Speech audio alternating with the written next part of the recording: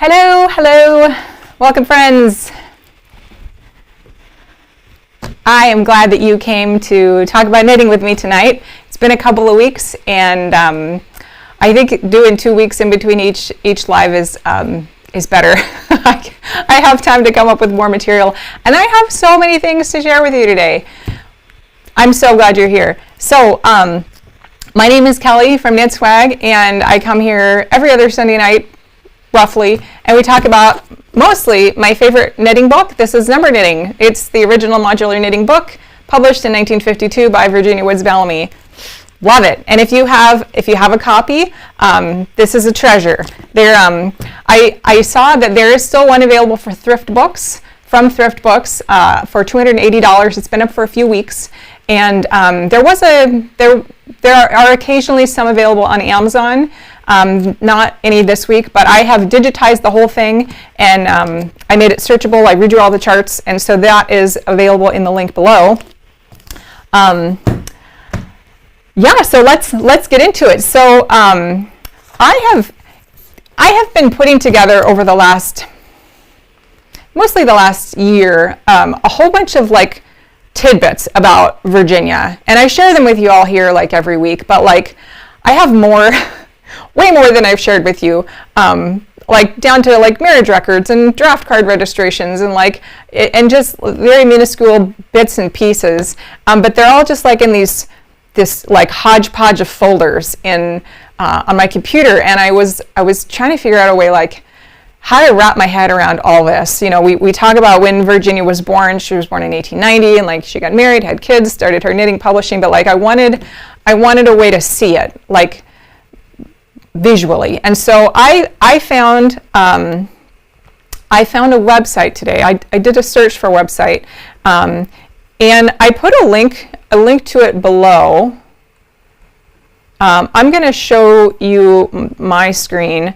This is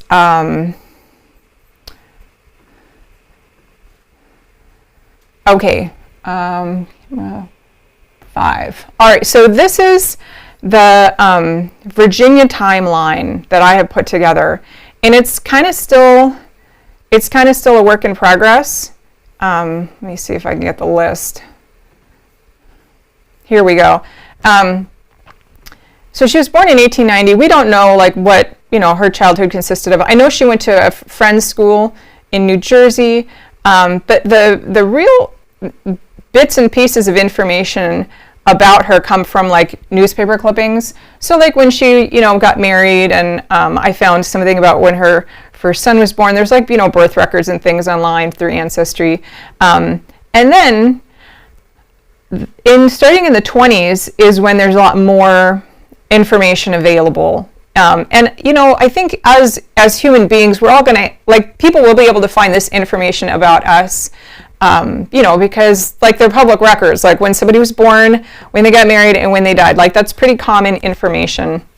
But what's really interesting about Virginia and other published authors is that there's more than that. There's, depending on who it is, there could be a lot more than that. And so I have gone through a whole bunch of newspaper articles and the web archive and all kinds of things, and I've started to just today I started doing this, plugging in this information into this timeline so you can see like when things really started to pick up for her professionally. Now my work here has been focused primarily on her knitting stuff, and so her knitting publications really began in the 30s. I think it was 34 when she did the Puff Bunny Wardrobe was I think in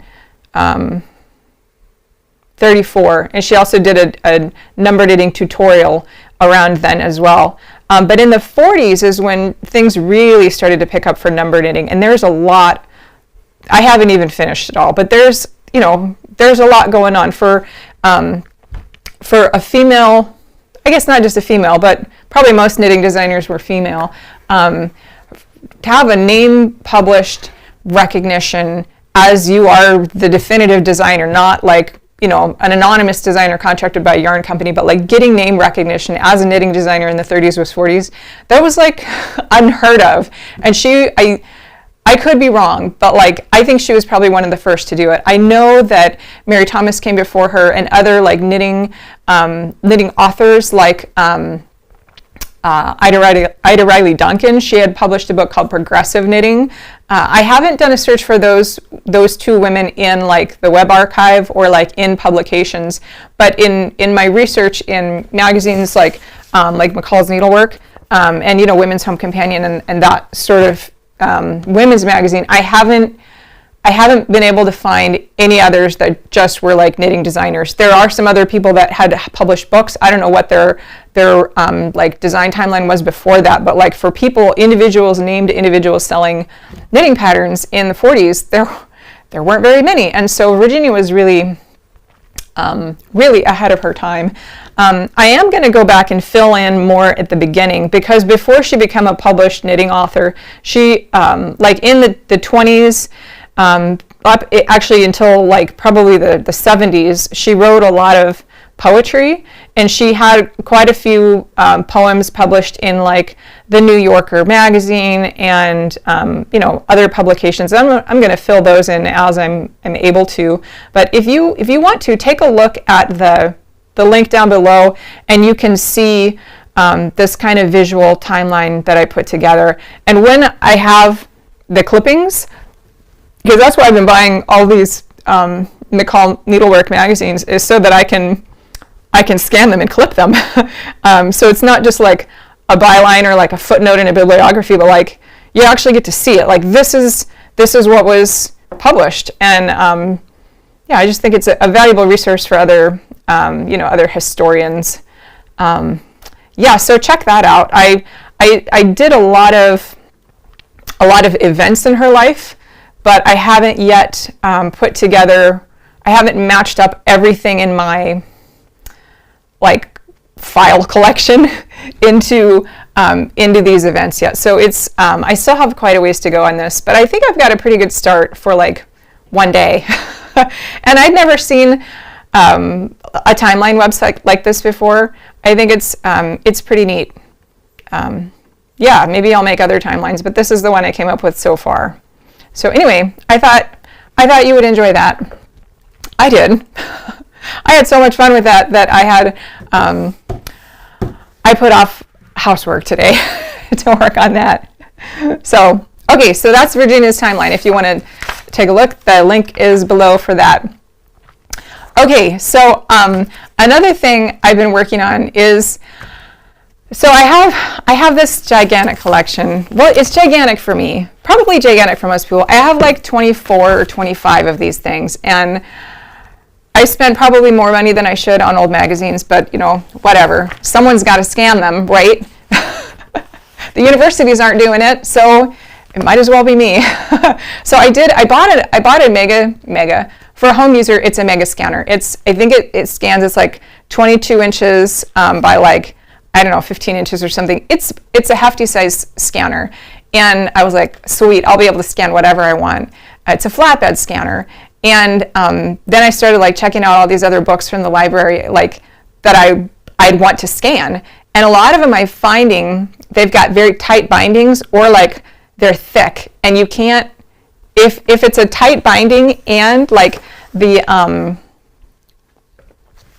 margin is like really kind of close in here, it's problematic to scan. I don't want to hurt the binding, but I want to scan it.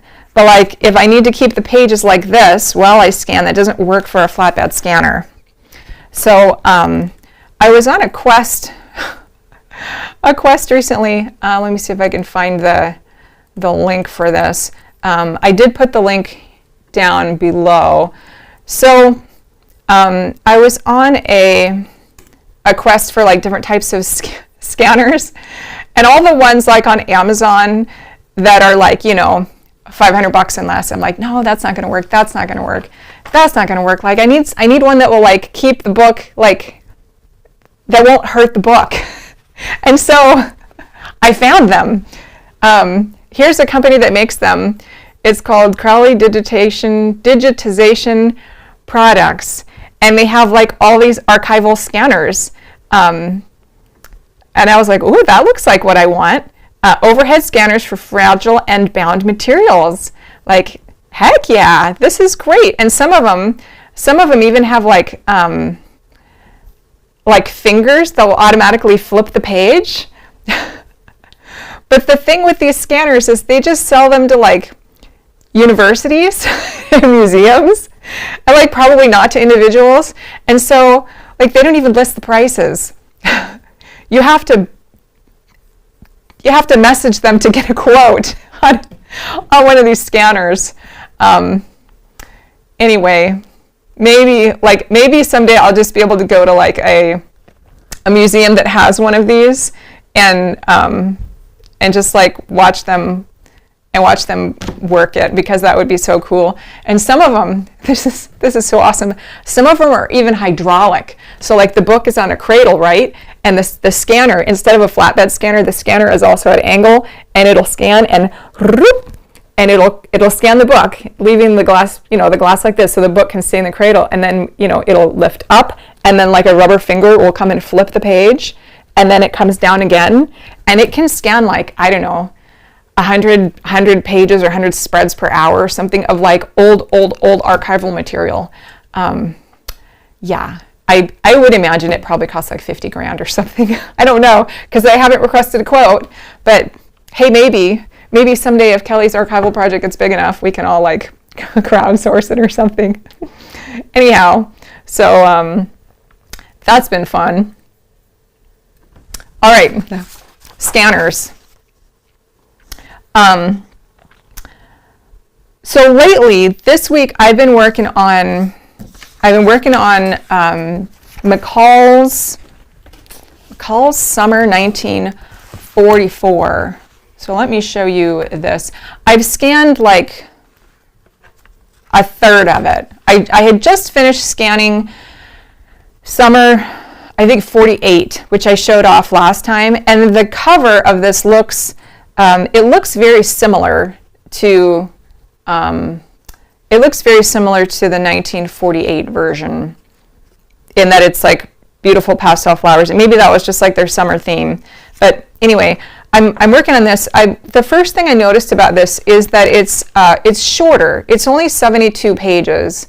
The 1948 one was like 103 or 104, and so this was still, Summer 48 was still during the wartime, and so this still has very much like a war patriotic kind of a theme to it.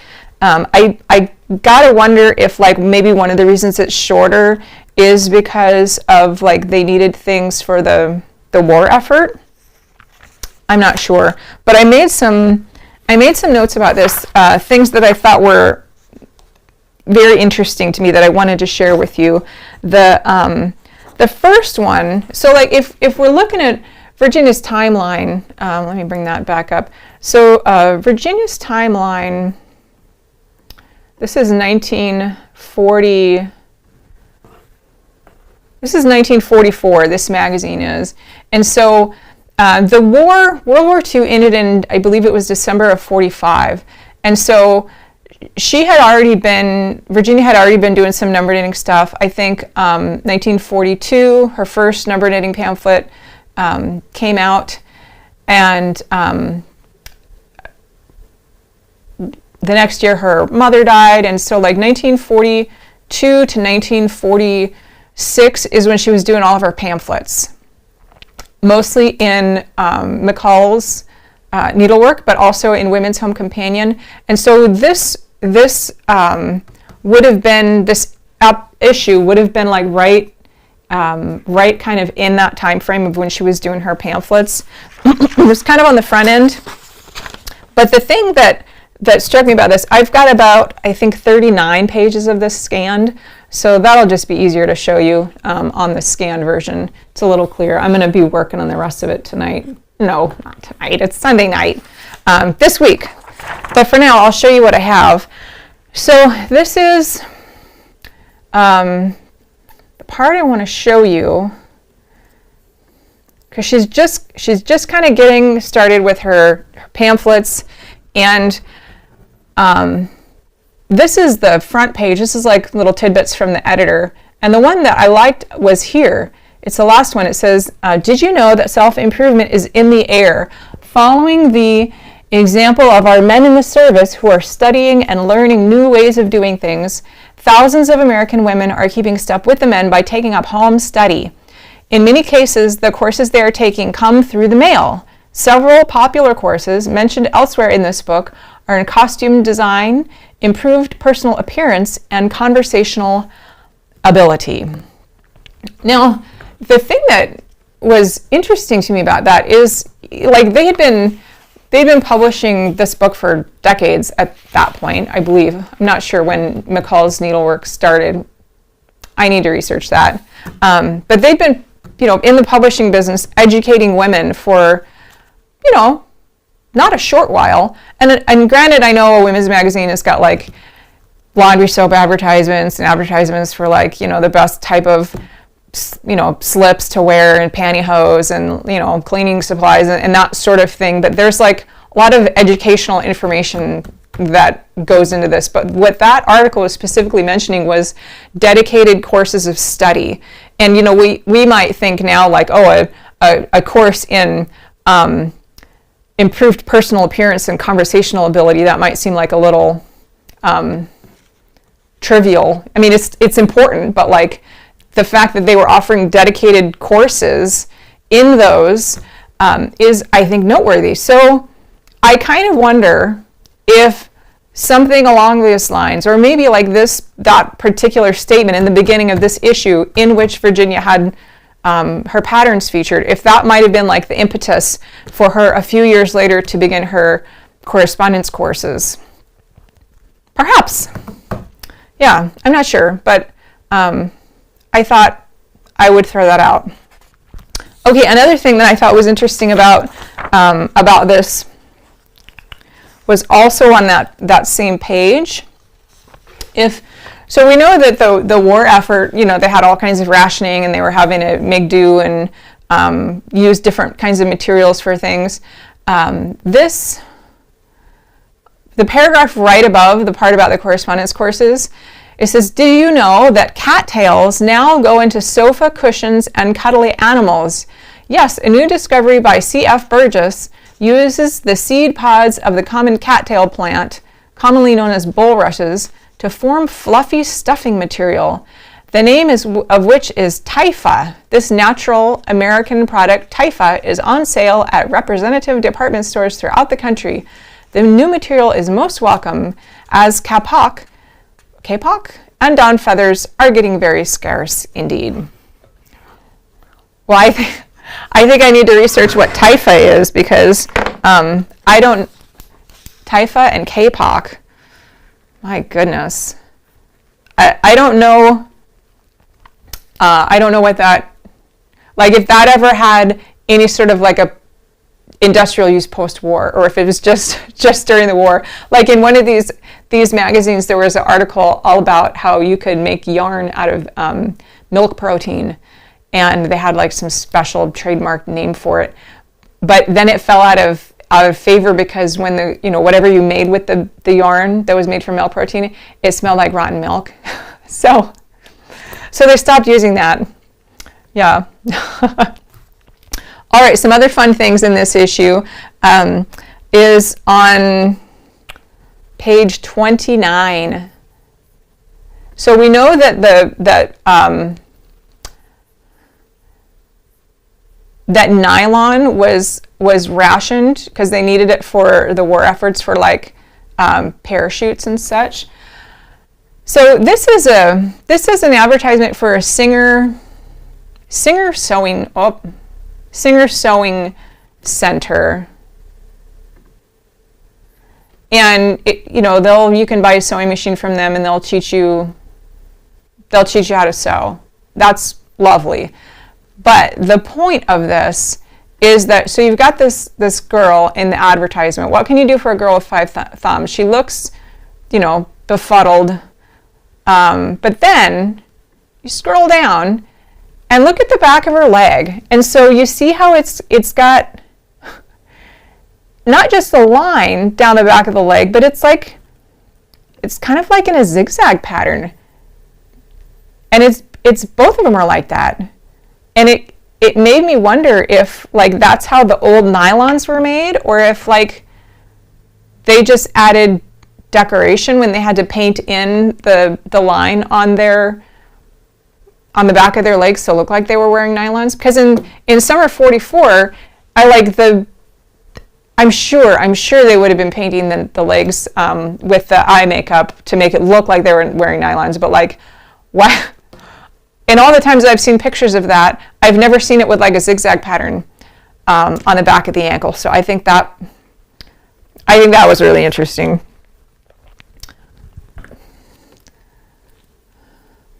All right. So are any of you able to see the chat? Because I have in my message here in the chat pod, it said chat disconnected. Please wait while we try to reconnect you. But it said that for like 20 minutes. If you can test something, put something in the chat pod, please do. That way I know you're here. Yeah. Okay. Another fun thing I saw in this article or this issue.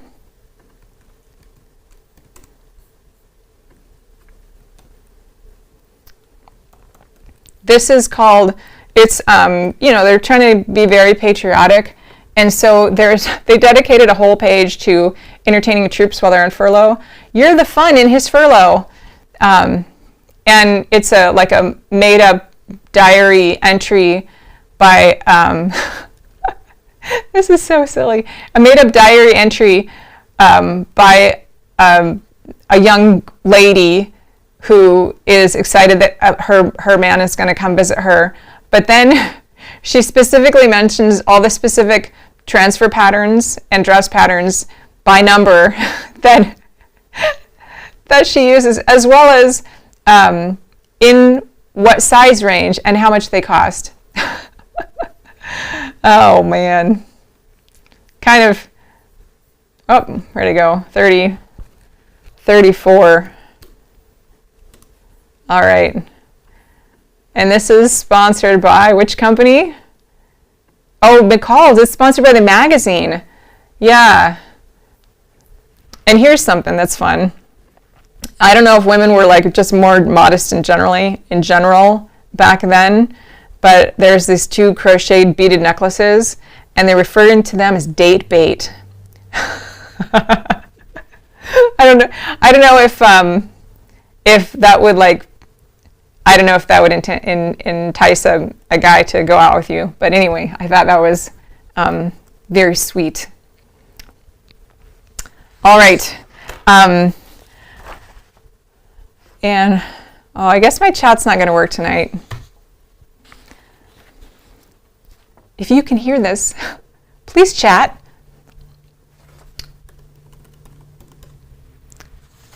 Okay. The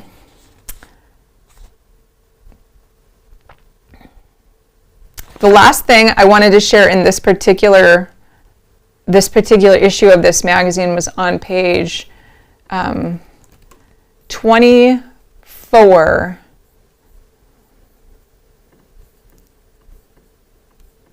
And this one is called Letter to a POW, and it gives examples of how to write a letter and how to not write a letter.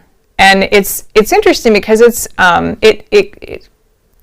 asks the women to like be considerate of what the troops are going through and like how things might come across, and it gives them suggestions for like ways that they could not make it about themselves and how they could just really be an encouragement to the troops. And that was by McCall magazine.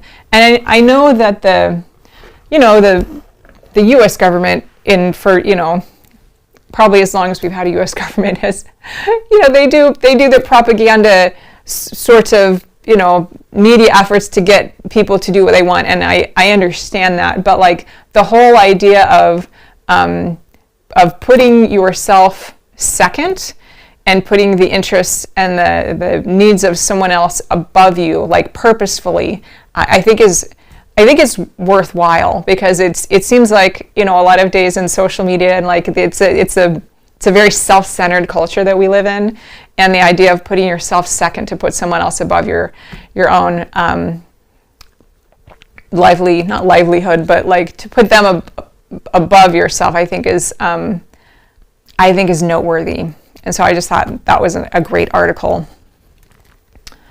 All right, so Chat Pod's not working. Awesome.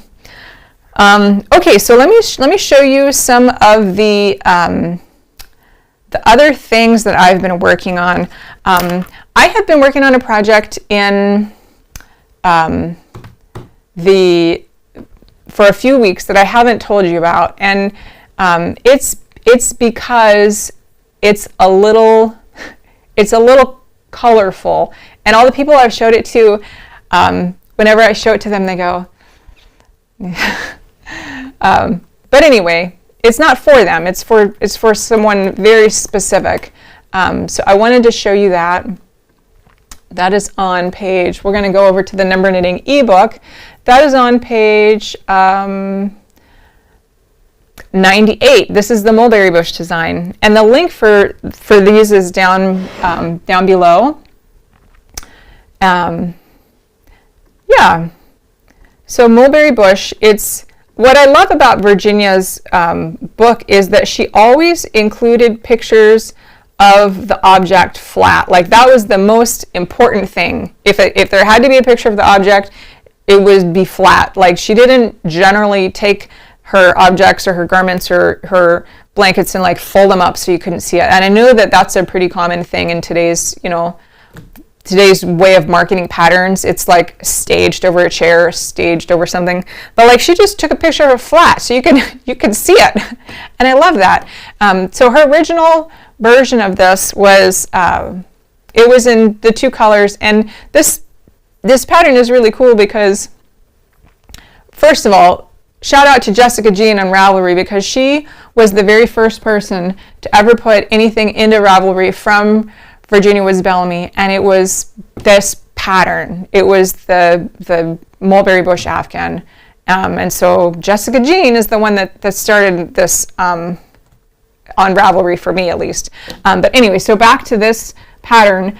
What Virginia does here is so neat. If you don't have a copy of the book and you're not familiar with her patterns, what she does is she numbers her units. So each one of these is a divided square, and the orientation of the number is going to determine the direction that it's knitted in. So you knit unit 1, and then you pick up and you work on the top of it, you knit it unit 2, and then you cast on and knit unit 3, and you go around and around on this thing. And it looks great in one color, it looks great in multiple colors. It's fun. It's one of those projects like you don't have to think about it. You can just knit and just go for it. And then when you run out of yarn, you're done. It's great. So the pattern that I did, this most recent one, first of all, this blanket is for my little neighbor girl. Not my girl. I don't have any kids. The little neighbor girl that lives next door to us. And she's 7, and she loves rainbows and unicorns and pink and purple and like all of that. She's every little girl. Gold sparkly things, sequins, hearts, flowers. Girly girl. She loves it. And so I decided to make her a blanket because she's precious. And so I got this yarn. And also, modern families, they don't know how to wash wool unless it's superwash. So I made it out of acrylic, and it's a bit garish, but I think she's gonna love it. Yeah. So I started here, and then I worked up and around, and just round and round it goes. And wherever the yarn was either broken in the ball or I ran out of yarn, I just kept on going. And I think I think she's going to love it. And it's just acrylic, but she's 7, and the price was right because it's yarn from Walmart. And I have had a little issue with that border, but I just decided to run with it. So regarding the border, there was a comment from Rose a few weeks ago.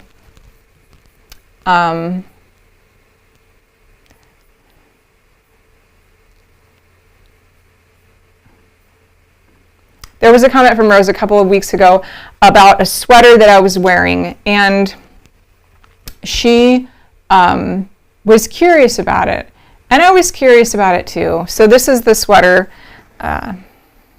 It's not hand knitted, it's from the Gap, but you know, it's great for summer in North Carolina. It's cotton or cotton rayon blend or something. Yeah, and so the texture of this, it looks a heck of a lot like garter stitch. I thought it was like some sort of a lace garter stitch, and I did my best to like reverse engineer the pattern, and I did a few rows, and I was like, looks good. And so then I proceeded to knit the border of this blanket using the pattern that I had thought I had reverse engineered properly. And I don't know if you can see that. Yeah, you can see this. This is not garter stitch lace. This thing curls. And so even though I did what I thought it was supposed to do, it's all knitted, and some rows have got yarn overs in them, and the other, following rows have got knit 2 together. So it's all knitted. And my understanding with garter stitch is that it would, it stays flat. Like that's the point of garter stitch. And what was so surprising to me on this was that it's not, when you work a knit 2 together and a row and a yarn over row, it drastically changes the behavior of the fabric, and it makes it behave like stockinette. But I was already too far invested in this, and so I decided, I'm just going to go with it. And so on 2 sides of the blanket, I worked it so that it curls inward. And on the opposing sides of the blanket, I worked it so that it would curl in the other direction. And then I added a little, like an I-cord type border thing around it. And again, this isn't something I'd put like in the state fair, right? It's for a 7-year-old. And I think like the aesthetic, like as experienced knitters, we want things that are like Instagram worthy and ready, and like, we can sell it on Ravelry, and it's like, it looks very purposeful. And I think that's maybe why the people I showed this to, who are not knitters, by the way, why I showed it to them. And they're like, I asked my husband partway through knitting this, I was like, do you think I should make a square or a rectangle? And he said, that's not going on our bed. And I said, honey, that's not the question I asked you. So, but I just remember as a little girl, somebody had made us a scrap quilt, and it was just, just like little 4-inch squares, and they sewed them all together, and then they tied them with like yarn, so it was like a little tied coverlet thing, and all the squares were like just random different kinds of fabric. And there was one square in there, I remember it was, I think it was like Daffy Duck, and it was just one square, and the whole patchwork quilt had this one Daffy Duck, or like Donald Duck or something, this little cartoon character pattern in it. And that was my favorite square because it had that cartoon character. And I think that like a lot of times as adults, and especially as like, experienced knitters, our aesthetic of what we think something should be like, children, I don't think, have that same hang up as we do. Like normally, if this was going to an adult, I absolutely would not give them a blanket with the edges curling in different directions. like I would want to steam block that out. But I think a little kid might be like really, really interested in like why they roll in different directions and how they roll in different directions, and like why, you know, maybe the edge is a little firmer and this is a little like more springy, and like there's a little bit, you know, more tension. It's just like, it's interesting. So I made this to be like more of a kind of a tactile experience, and I'm sure she's gonna love it because she's 7. And my husband he's so honest and so sweet and so honest. He's like, yeah, she'll really love it for a few years. Like, you know, maybe. She probably won't put this on her bed when she's like 15. Maybe, probably not. But anyway, she's 7 now, so that's exciting. So that's the mulberry bush blanket that I've been working on. The another one, here's another blanket I've been working on. I haven't showed you guys this one before. I've mentioned it, but I haven't showed it off because it's been kind of in hibernation. Okay, so this is from the Number Knitting book, and it is called Baby Blanket. And I'm going to bring that pattern up so you can see it. I mean, it's not a very descriptive pattern.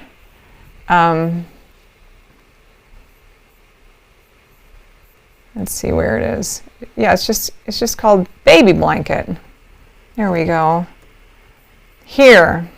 Okay, so the idea behind this is that Virginia designed this for a friend who was just learning how to knit, and this doesn't involve any decreases, any increases. It's just cast on and knit, and you knit according to the chart here,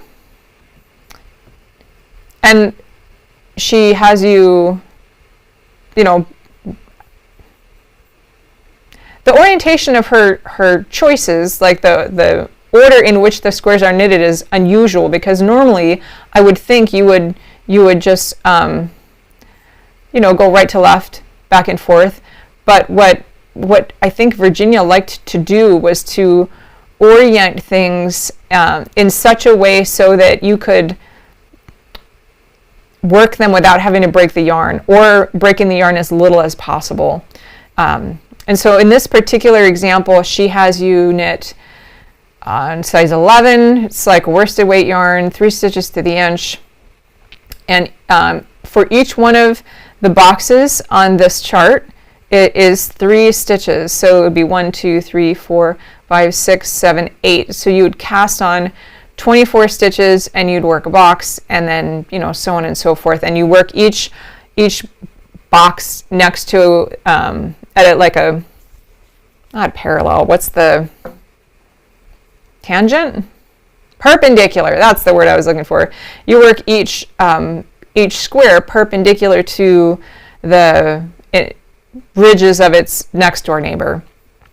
And she did want to mention down here at the bottom, this is a photograph of the first piece ever knit by Claire Hamill, who learned to number knit as she typed the text and drew the graphs for many of these pages.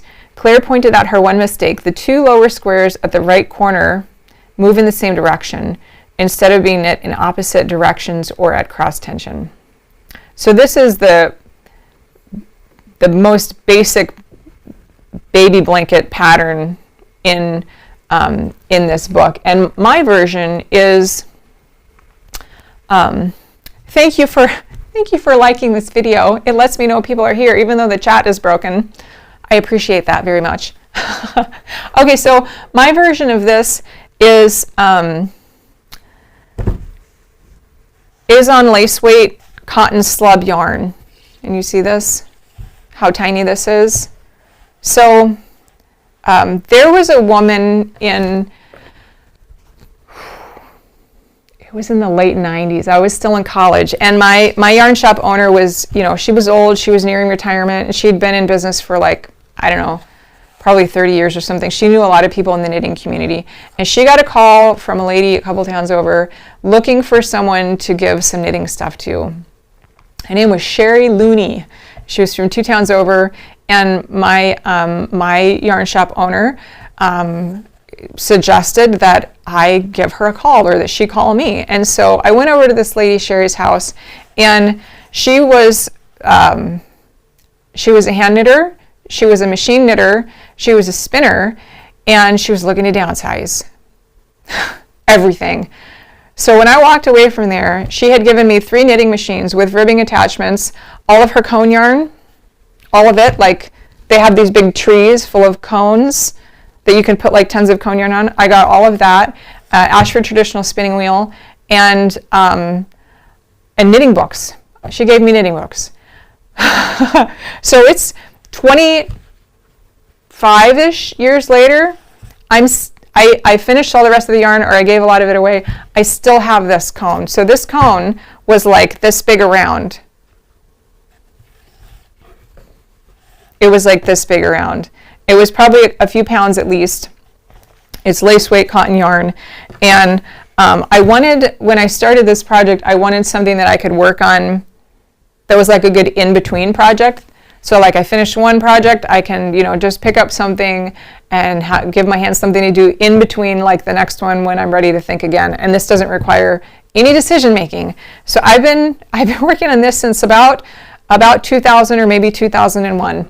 And this is the baby blanket pattern. Instead of 24 stitches in the original pattern, mine is 10 stitches per square. And so each one of these squares is 10 stitches wide by 10 stitches tall, and is about like 1.25 inches. And the last time I checked, there are approximately 1,000 or 1,400 squares, and I haven't run out of yarn yet. And I had already even knit a whole nother blanket on this. And so this is blanket number 2. The other blanket was on size 4 needles. But yeah, so this is the second blanket. It's gigantic. It's almost 5 feet wide. So anyway, this is a work in progress I haven't showed you all before. I'm kind of in between projects mentally right now, so I think I'm going to pick that one up for a while. Did I mention it's on US 1 needles? Yeah, so that's fun. And it's big enough now that it's quite warm. Even though it's cotton, it's warm. So that's great. All right, my next work in progress I wanted to show you, and then we'll go back to talk about some books. I have been, earlier this year, I had been working on, let me see what it's called. It is called Seamless Cocktail Coat. And I've tried a couple of times to knit this. This has been a challenge. A lot of the other number knitting patterns, I'm able to do it, but this one has really been giving me some trouble. Yeah, it stretches a lot, like a ridiculous amount, and I think she has it as a footnote in here. The cocktail coat, fitting a tiny model, will also stretch to several sizes larger. There should be like a bold or exclamation point, or like, this is not an adequate warning. No, it's not. My first one was way too big and I ripped it out. And so for the second one, I decided, I'm just gonna like overlook or like do something a little bit different than the gauge and the needle size that she specified. So yeah, so I'm doing my own thing. And this is from some like upcycled yarn it was like ruffle yarn or something. And this is more of a technical challenge than anything else. I'm not actually expecting to wear this. Did I mention this pattern is tricky? Yeah, this is tricky. And so the pattern is knit, like the body of the sweater is knit in like a zigzag kind of pattern, and then you add on the the sleeves and the lapels. And I'm in the sleeves section, and it's challenging. It's very challenging. It's divided squares. Let me show you the chart. So here's the here's the chart for it. This is it would actually make more sense if it were flipped, because you cast on here, and then you work this away.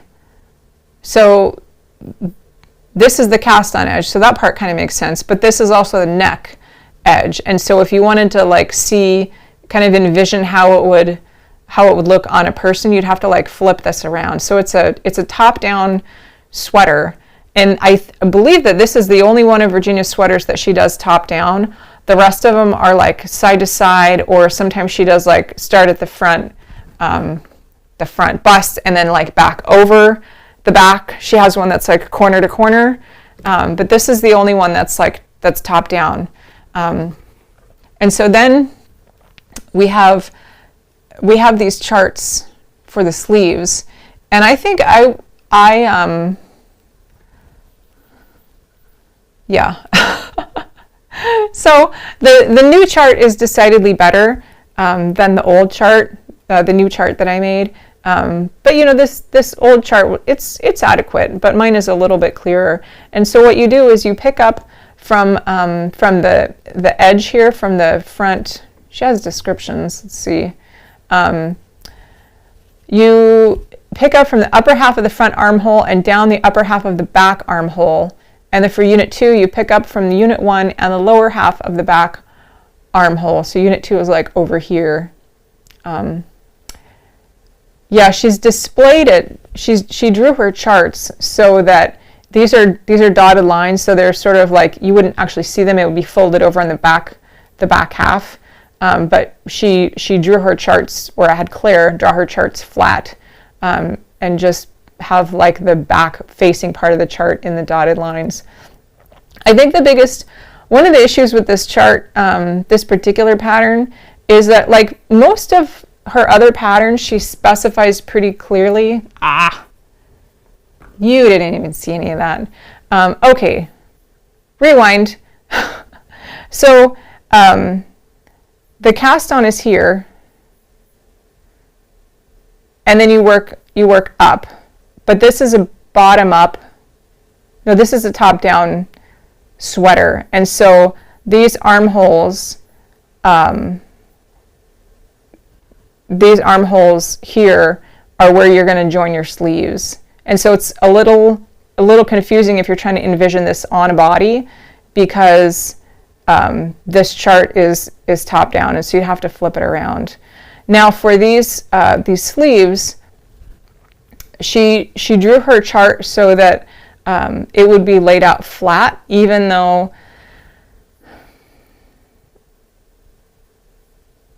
this back part would be like folded over, kind of like in the back side of the sleeve. Now,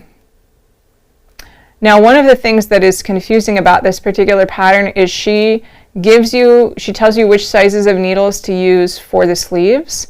She does not tell you what size of needles to use for the body. And so the first time I made this, I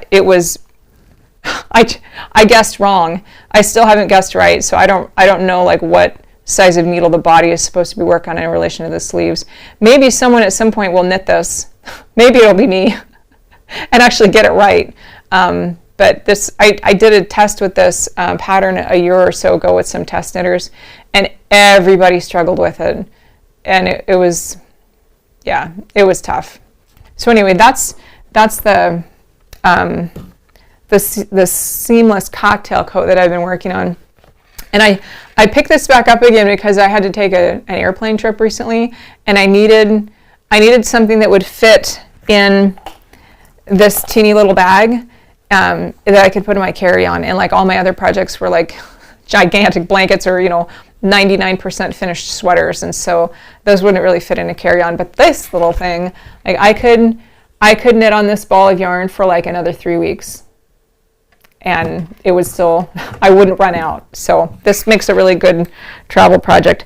The issue though is the size of the needles. So I was at a yarn shop I don't know, maybe a year or so ago, and I saw these needles and I was like, oh my gosh, they're size 0.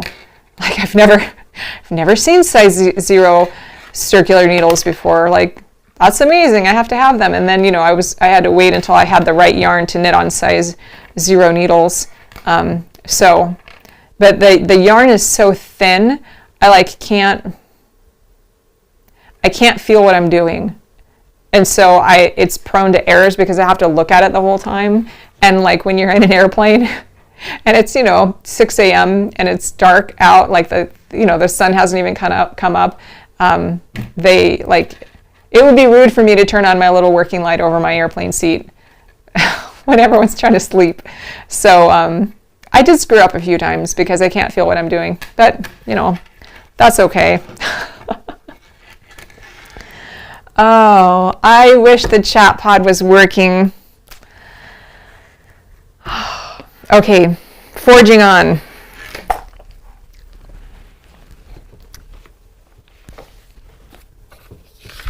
Couple of books. So I started reading some of Virginia's poems, which are precious. If you're not familiar with her poetry, this is the book that she published back in, well, she didn't publish it. So her friend Thea Wheelwright actually published this book for her, like on her behalf, and it was right at the end of Virginia's life. And she has a really touching publisher's note in the front. So I'll put it up here so you can see it. There we go. I read it in another one of my videos, but it's very touching. This was written by her friend Thea. There's the second page of this, so you can pause it and read it. But Thea was the mother of Wilder Wheelwright, who was he was featured as one of the little boys in the book. This was a few years before, because there's another picture of him, I think later on in the book too. Wilder. Oh, nope, just that one. Okay, so Thea was Wilder's mother.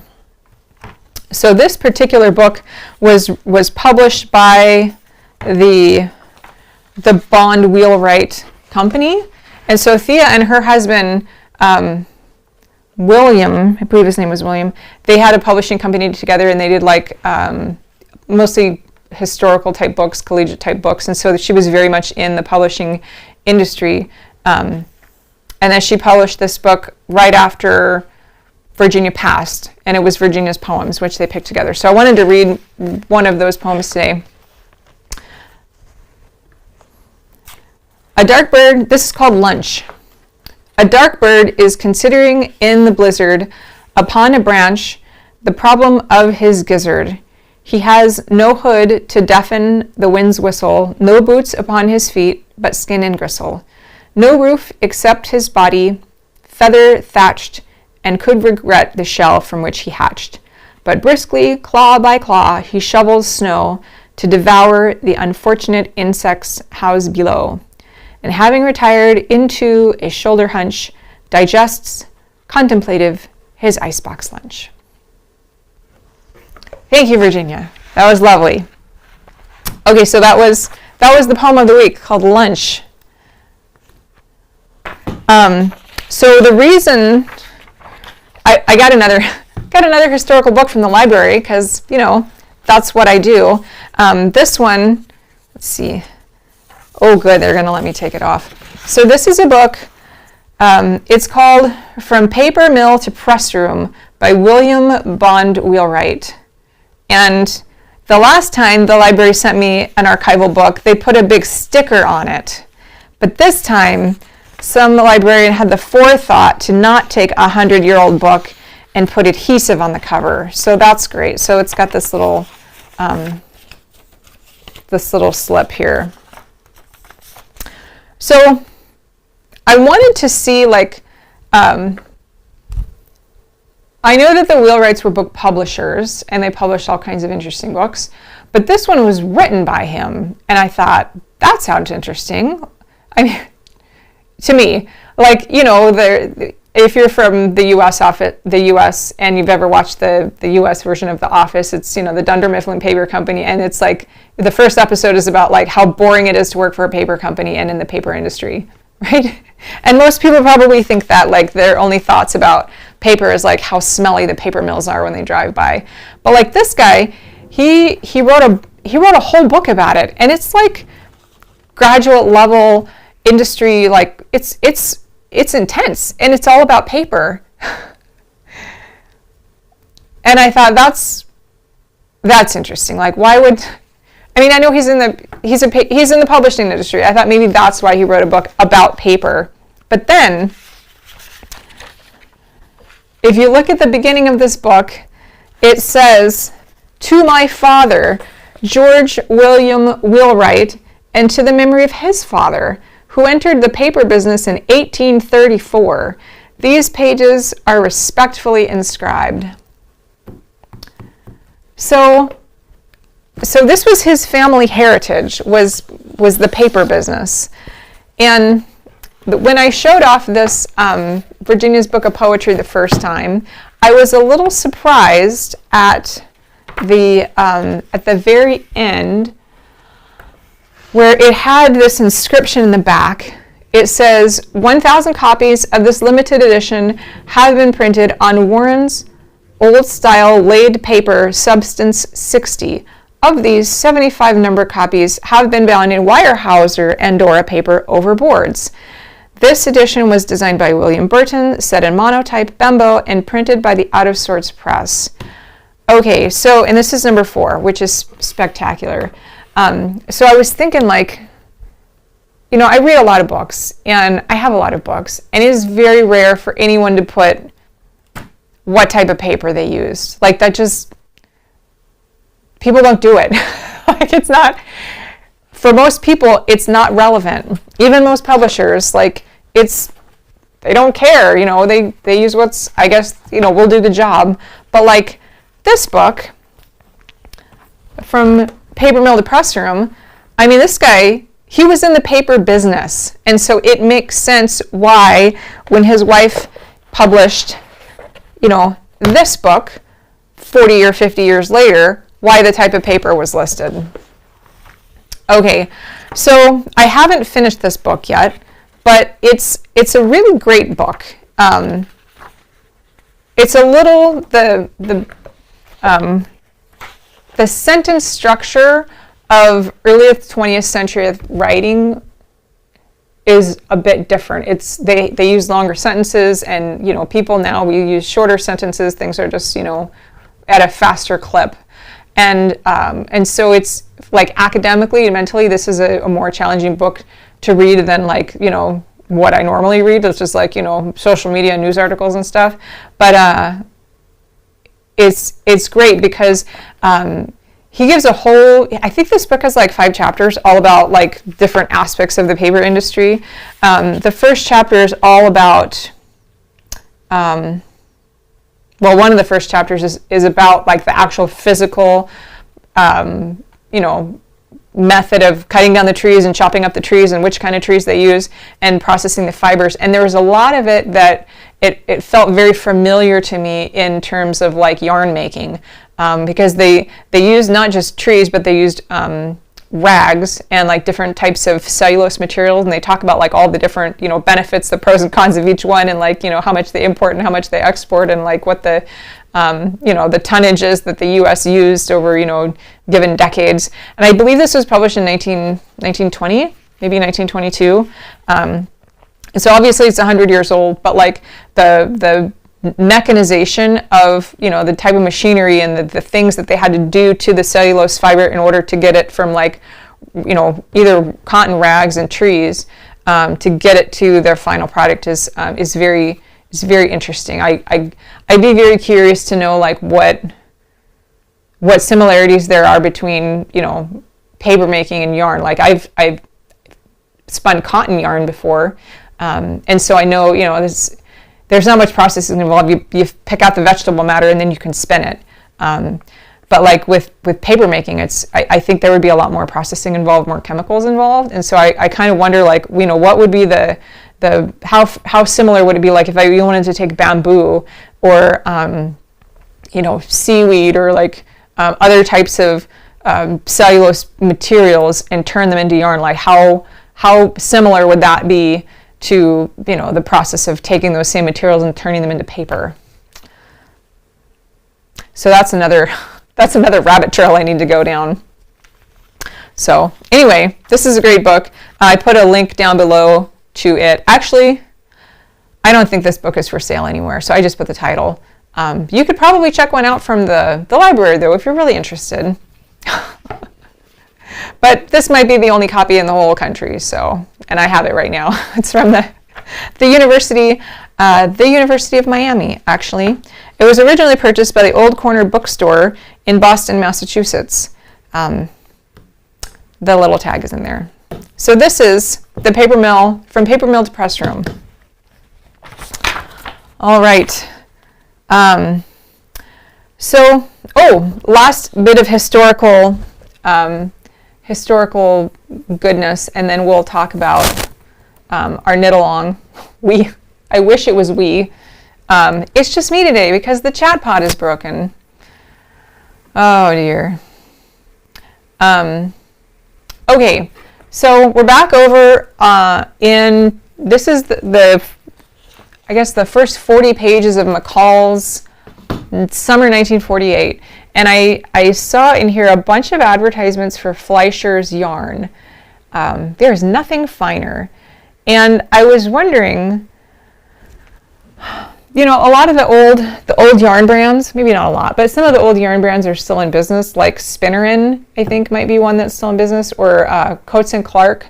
I know they're still in business.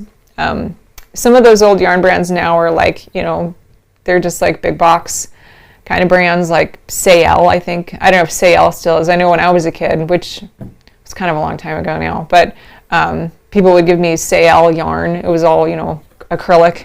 But, you know, back before acrylic was a big deal, all the yarns were made out of wool, or most of them were. And so, so Fleischer's was one of those brands that was really pretty common. And I was digging around online to see, like, when Fleischer's was, like, what their timeline was, because they're not in business anymore, as far as I know. Let me see, what's it called, the gray. Oh, here it is. There we go. They're not in business anymore, but I did find this blog called Grey Gal. The Grey Gal. And she actually did all the research for us on this, the history of the Fleischer's Yarn Company, and she made this great timeline. And apparently she just updated it a few weeks ago. And it starts at the beginning. It goes all the way through the 55 is when her timeline, it's lengthy. 1824, yep, still doing stuff. It goes all the way to 55. Wow, she did a lot of work on this. There it is. 1955, new styles on display for knitters. And then a few years later is Edwin Fleischer's obituary. And it talks about how he was interested in music, played the violin. He was an artist.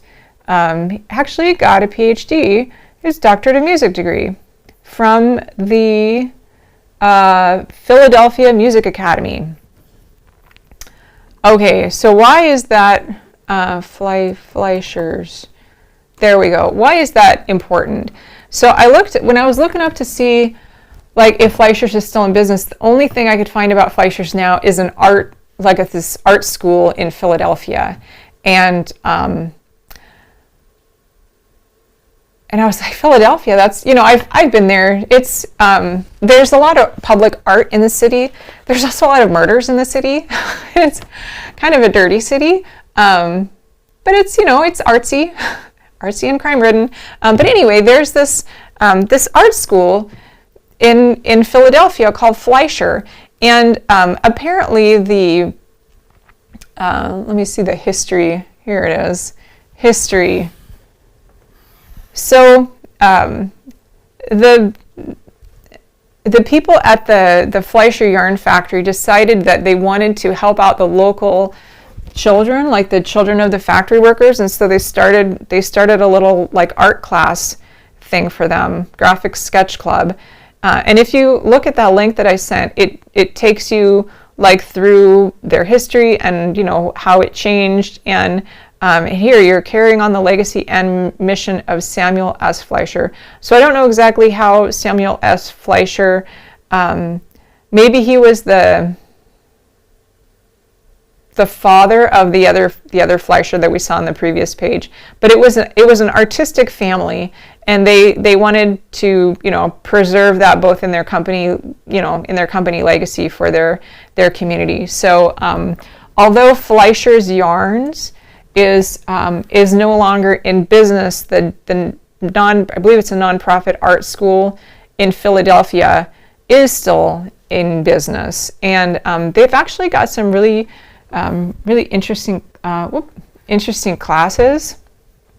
They do day camps for kids. You can take adult classes in like everything from painting to basket weaving to digital photography, printmaking, Cambodian dance, figure painting. So if you're in Philly, you can sign up for classes from the Fleischer Art School. I think it's called Fleischer.org. Yeah, so that's Fleischer. Okay, so we were doing a couple of knit-alongs for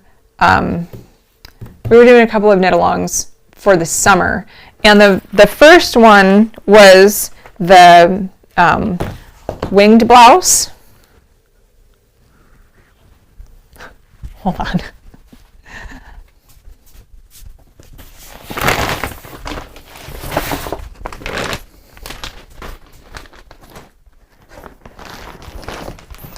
The first one was the winged blouse, and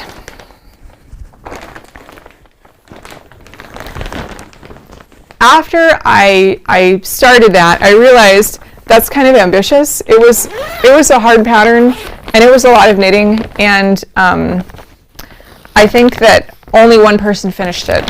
So we've got a link down in the description there for that knit along. If you did finish the wing blouse and you want to be like considered for winning the prize, post your finished object pictures in that thread in the Ravelry group. And if you're not on Ravelry and you still want to be considered and you did the wing blouse, well, kudos to you. Let me know. And the second, I decided to add a second knit along project for people that didn't want to make a sweater or didn't want to make that sweater. And so for the last 3 months, the 5 Points scarf has been available as a download. And this is the 5 Point scarf. It was featured in a number knitting pamphlet, which I haven't found a copy of yet, but based on the picture in the magazine, I was able to recreate it and rechart it. And so that has also been available for 3 months. And they're also, so far I checked, not too long before this show, and one person had completed that and posted her project in the Ravelry group.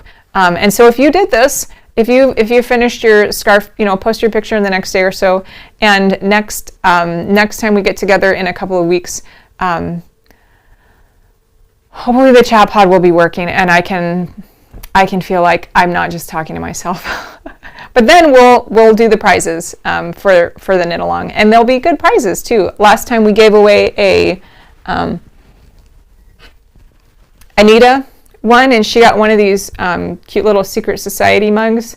It says Secret Society virtual knitting group for intellectual introverts. Yeah, so the winner will get one of those. I have not decided on a knit along for our next for like fall of 2023. I would ask your opinions right now and get feedback, but because the chat pod is broken, we're just going to have to decide next time. So I'll go through the number knitting patterns and try to choose one.